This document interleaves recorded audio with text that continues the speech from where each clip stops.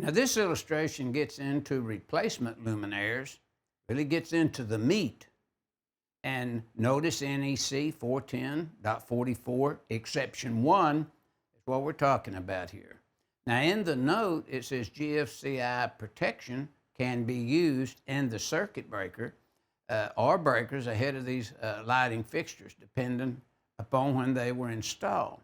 Now notice we have a rewired circuit with an equipment ground, and the equipment ground is run with the ungrounded conductor, hot conductor, some electricians call it, and the neutral by exception 1 or 2 to 410.44. Now in the NEC loop, to really get a good handle on replacement luminaires, we would suggest you look at 250.4A as an ample 5 in the NEC loop.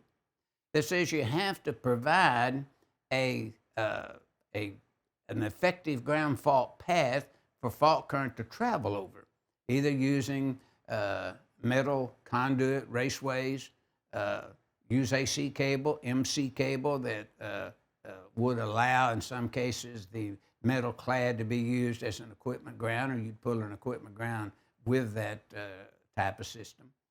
And then 250.96A, 250.102D that deals with supply side, and E deals with load side, where it's, you could have a piece of flex 6 foot or less. And then, of course, D is dealing with the load side, excuse me when I said supply. And 250.122 deals with grounding, all of the procedures about pulling an equipment ground and so forth, and how you would size it and that kind of thing based upon the conditions of use of the circuit. And then table 250.122 lists the size of the equipment grounds based upon the overcurrent device ahead of the branch circuits. Now, then we suggest very highly that you review very carefully 410.42, 410.44, and review the exceptions 1 or 2 there. Now, in the illustration, you see at the very top we have a branch circuit with no overcurrent device. And a luminaire should be replaced with non-metallic parts.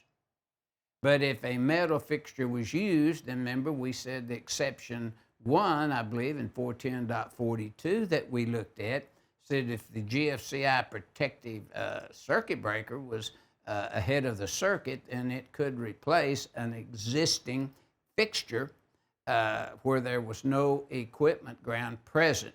Now the lighting luminaires below, their replacement, but they are rewired.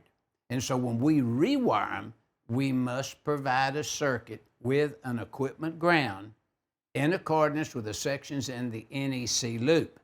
And that's what the figure 11-3 is illustrating. When a circuit does not have an equipment ground, what does the electrician do? Rewiring, then we always must provide an equipment ground with a circuit, because then it's possible to do so, and that's what our figure 11-3 is demonstrating.